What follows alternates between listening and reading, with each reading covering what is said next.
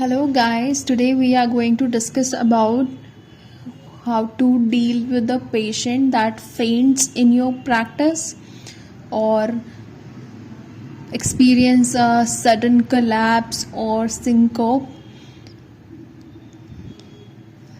So there is this summary, that is the 55-year-old male patient suddenly collapses in your general dental practice. What is the cause and what would you do? This is a very common case actually, but when it happens, we stay in that, we go into that panic zone and we do not know what to do. So it's better to read it now, and so that these things will stay inside your head and you can easily think out of the possible solutions. Okay, let's begin. So patient ka complaint history. The patient has attended for a routine dental appointment to receive some simple restorative work under local anesthesia. He is a regular attendant but dislikes injections. 20 minutes after injection of the local anesthetic, he suddenly becomes anxious and complains of a pain in his chest. He is breathless. When your nurse asks the patient if he is all right, there is no response. Like after giving local anesthetic, he becomes anxious and chest pain hua usko, and now he is breathless. And now there is no response. So medical history, having checked the medical history before starting treatment, you are aware that the patient has well controlled diabetes. He is overweight and suffers from hypertension, for which he takes enalapril 20 mg daily.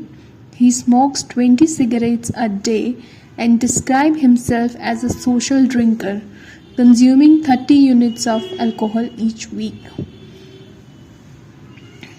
Now we know the medical history and the complaint. The question arises is, what would you do immediately?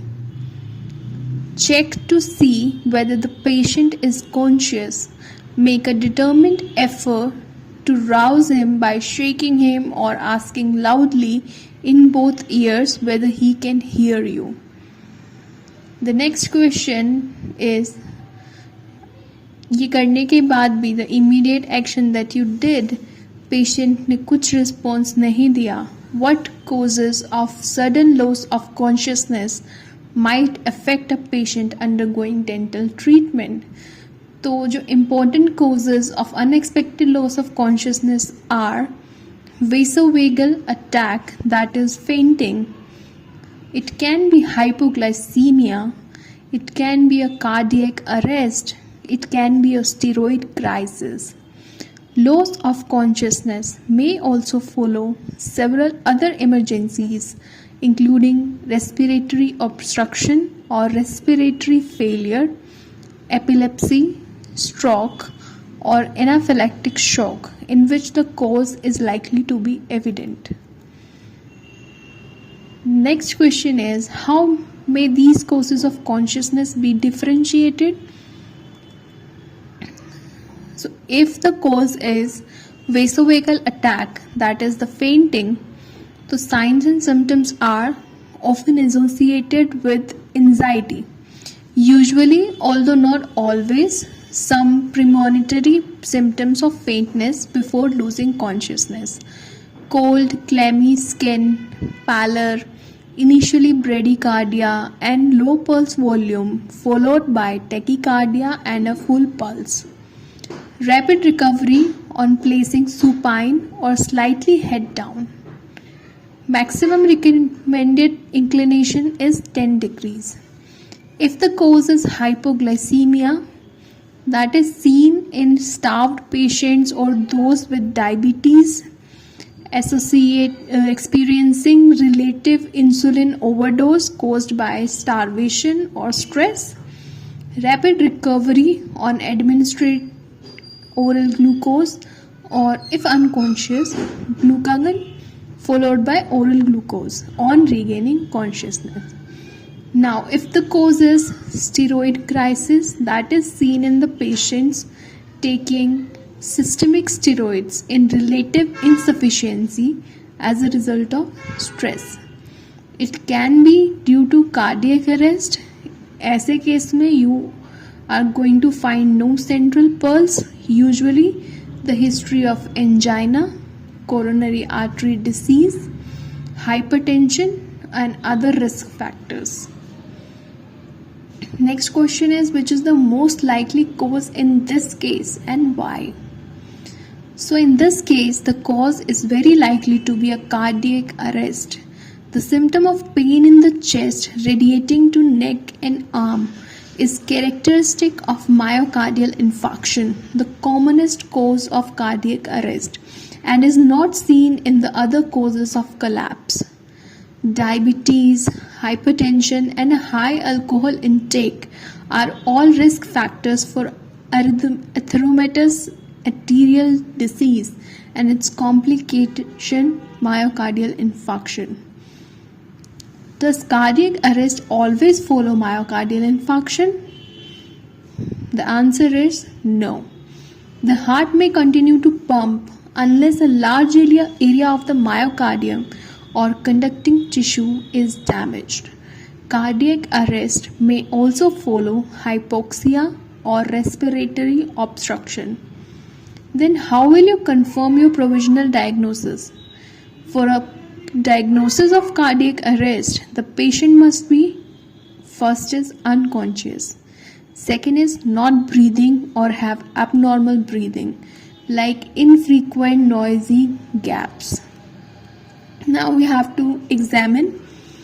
So place a hand on the patient's forehead. His skin feels cold and clammy. Even though it is only half a minute since he lost consciousness, the patient already looks grey and he is beginning to look cyanosed and he is not breathing. So what is the current protocol for assessing and managing sudden collapse? It is critically important to start basic life support procedures immediately without further consideration of possible causes. So first, check the area for danger to yourself and victim. Assess responsiveness by shaking shoulders and shouting. Shout for help. Open the airway. Tilt head and lift chin or jaw thrust. Check mouth for vomit, debris or remove with finger scoops. Assess breathing, listen and feel for breathing while observing chest movements. Take no more than 10 seconds. If breathing is abnormal, that is infrequent noisy gaps or absent, call emergency service, or you may have to leave the patient to do this. Perform 30 chest compressions of 5-6 centimeter at 100 to 120 per minute. Correct hand position is the middle of the lower half of the sternum. Give 2 ventilations with airway adjuncts such as a pocket mask. Send for an automated external defibrillator. As soon as it arrives, switch it on and follow instructions. Continue compressions 30 and ventilations 2 until help arrives. The patient shows sign of life or until you are physically exhausted and unable to carry on. What are basic, immediate and advanced life support? Basic life support, BLS, is the diagnosis and the immediate management of cardiac arrest of whatever etiology with the use of basic equipment. Dental teams should have immediate access to airway adjuncts such as pocket mask or two-person self-inflating bag valve mask, which avoids the need for mouth-to-mouth ventilation. BLS represents the minimum standard to resuscitation skills that all dentists, dental hygienists, and dental nurses must acquire and maintain on a regular basis. Immediate life support includes the recognition and the treatment of an unwell patient by using the systemic approach of ABCDE, that is, airway, breathing, circulation, disability, and exposure, to prevent cardiac arrest along with immediate cardiopulmonary resuscitation and defibrillation as required. Advanced life support is concerned with the restoration of spontaneous circulation and stabilization of the cardiovascular system. Techniques include electrocardiography, assessment of shockable and non-shockable rhythms, administration of drugs, treatment of underlying causes, and post-resuscitation care. What is the aim of basic life support? To protect the brain from irreversible hypoxic damage. This develops within 3 to 4 minutes of cardiac arrest in a previously healthy and well oxygenated individual, and BLS aims to delay the rate of deterioration of cerebral function. Effective and continuous chest compressions along with early defibrillation increase the chances of survival. What is the most common cause of failure and difficulty with BLS? Airway obstruction in the unconscious patient is the commonest problem and is usually caused by the relaxed tongue falling back to obliterate the airway in the oropharynx. This may be overcome by measures that pull the tongue forward, such as head tilt, chin lift, and jaw thrust.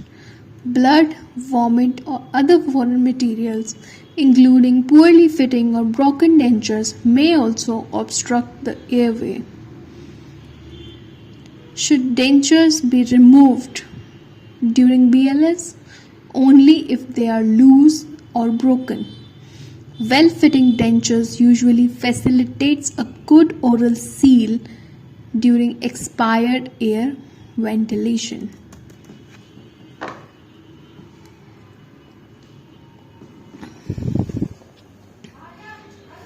Now, what is the prognosis?